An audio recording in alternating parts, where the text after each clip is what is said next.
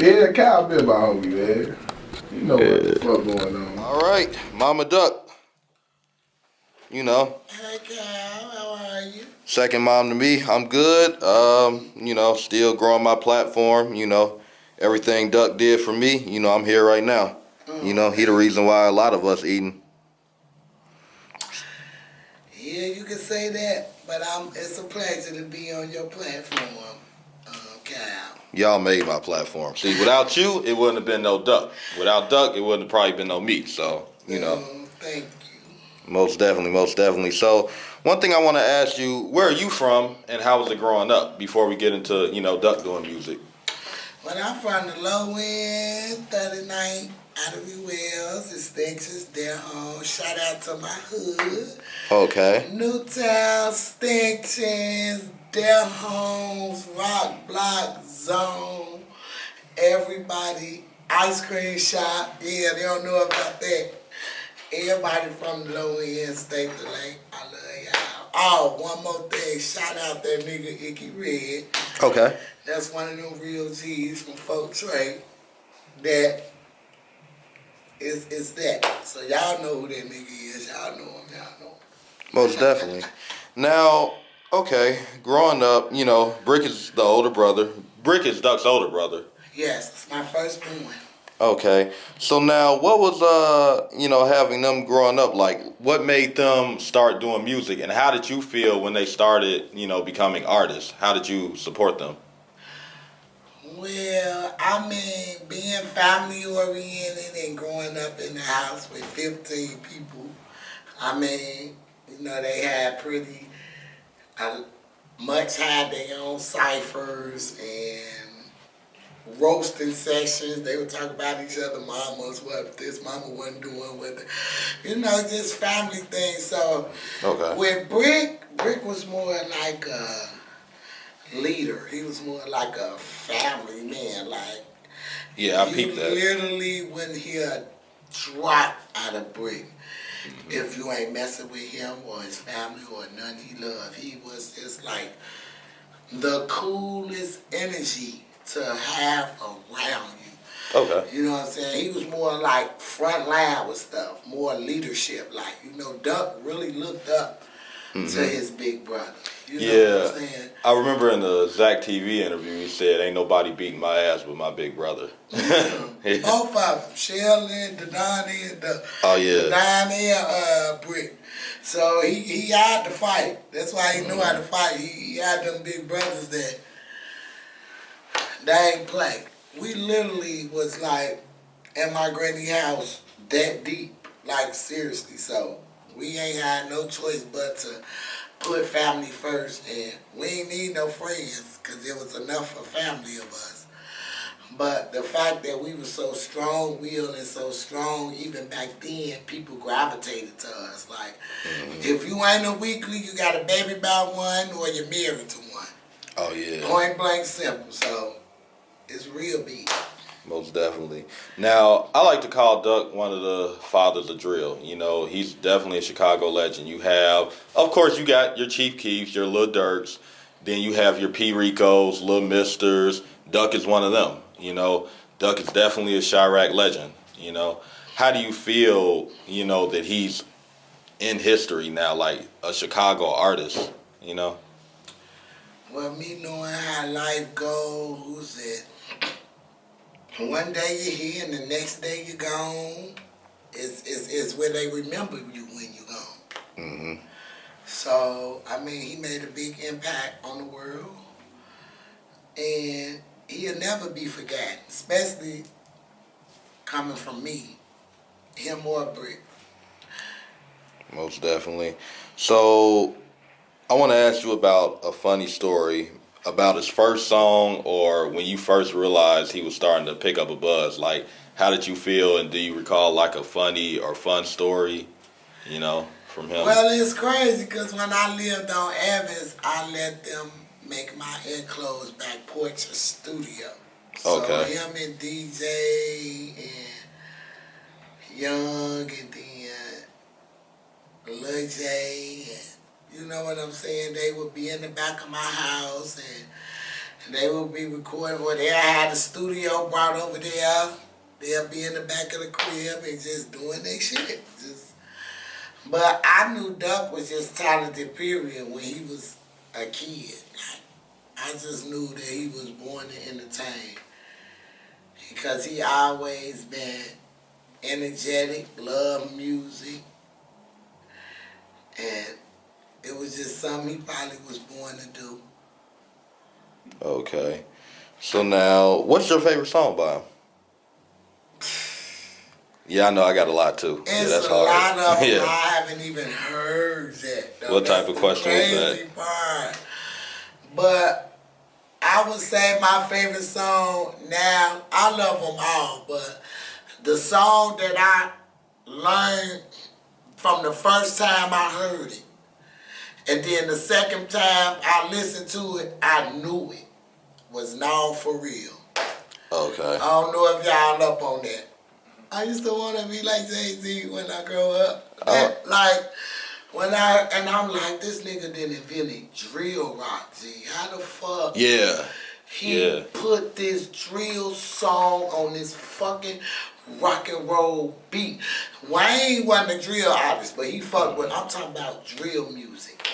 I've never seen it done. Yeah. And when I heard that, I say, this nigga didn't invent drill rock, G. Like, literally. So that's the song that just like, and it, you know, now after his death, it hits so different now because it basically described how he was killed. You know, if you listen to the song and it's like, they get two, four niggas peep, they get two, what is it? It was like, and then when the party say just another black male on the goddamn news. You know what I'm saying? It was like, he predicted that through that song. That's why it hits so different to me now. You know? So, yeah, that would be, I love them all. I love Afraid. After I first heard Afraid, I listened to it like 1,000 times and I cried so much because that showed me his versatility. That showed me that he really can get on anything and make that shit fire though, like. Yeah, it was like he was multi-talented. He could get on the song, scream, rap, even you the know, songs that yell it. motherfuckers didn't.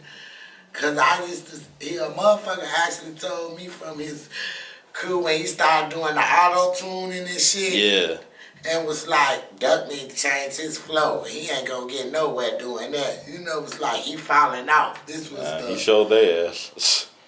He could never fall off. If my son was still alive right now, y'all probably wouldn't be interviewing me because I'd be so. He did not want you on my camera at all. He told Zach TV, don't like put Mom Brick, on the camera. Like Brick was like, hell yeah, they can interview my mama. She with the shit like she the drill mama. You know what I'm saying? But Duck was like, hell no, you ain't putting my mama on there. He told everybody that. He made sure he inboxed us. He stole Zach TV.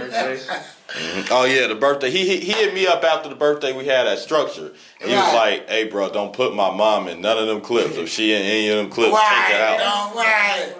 Right, that's when I fell out. Was that when I fell out? And he stopped singing.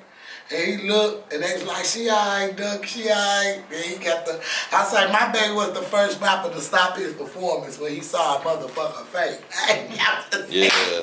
I remember when he first made Slide. I told him I liked the Gang Anthem better than Slide because I think they were made around the same time. But Slide grew on to Gang Anthem first. Oh, right? No, I know. And he didn't know Slide was going to do what it did. Because he like put a lot of energy in that Gang Anthem. You know what I'm saying? But then he dropped that Slide. I think it was the props that made everybody like it too. Taking the gun out the oven too, I did like, who want the smoke? I got all the smoke.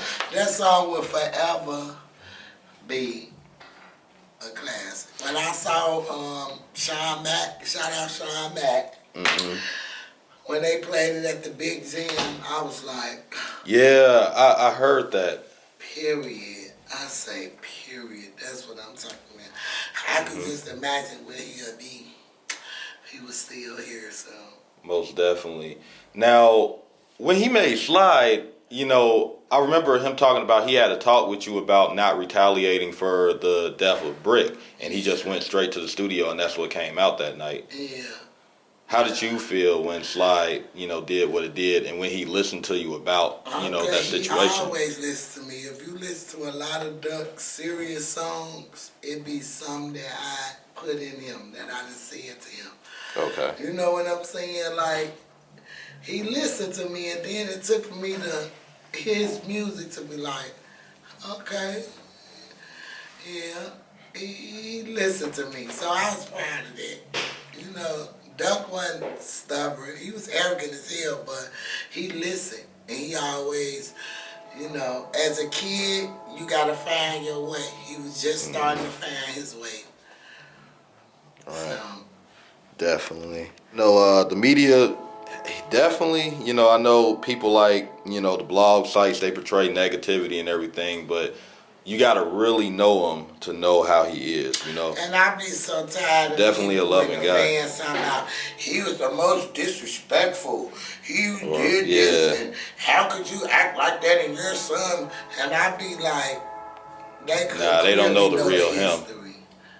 No. Those are new fans. Any person come to me talking about how could I want this or this, you're a new fan. Do your research before you step to me. Definitely. Okay, so now you're making the music. He's making the music. Slide comes out. The labels are calling. Who reached out to who first? The Sony Music Group reached out to him, right? Yeah.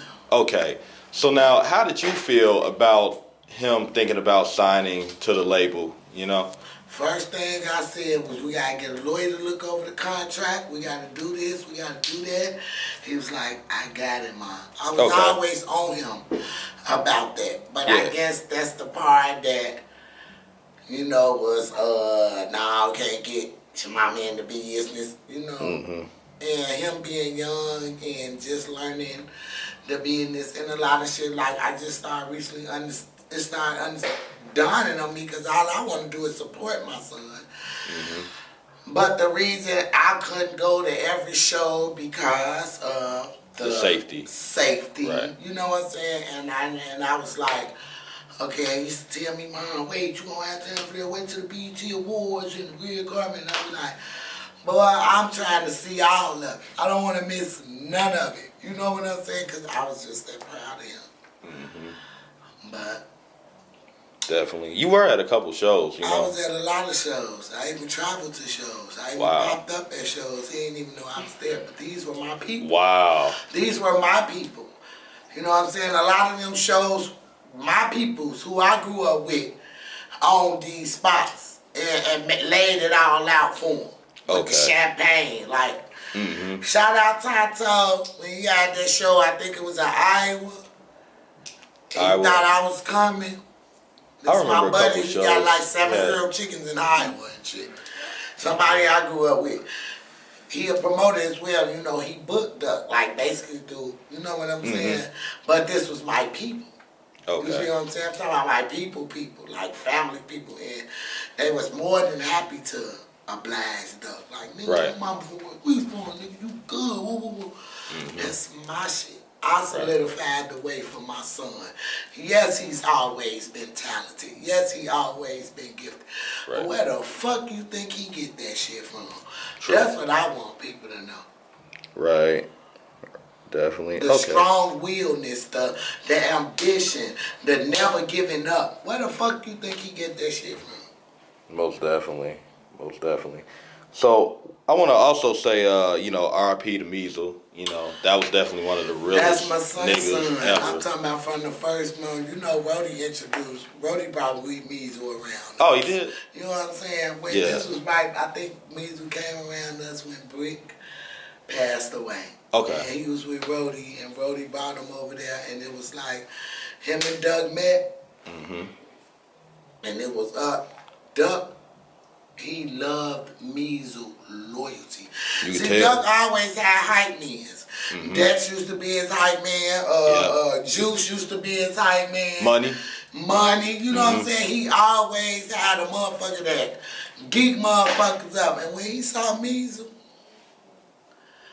baby, he come Measle was like, yeah. Yeah, Measle was a wild one. Measle was like probably like one of the first people to really shout me out a lot whenever I came around. Really? Definitely. Yeah. Measle was probably one of the realest niggas. Yeah, long live Measle, man. I miss that silly motherfucker. Definitely. Okay, so now he's doing music. At what point does, Young, Dutchy, Cash, Wooski all come into play and they start FBG? They started LBG in 2011. Okay. That's when they started LBG. Probably was sooner than that. They first mixtape, The Movement, LBG.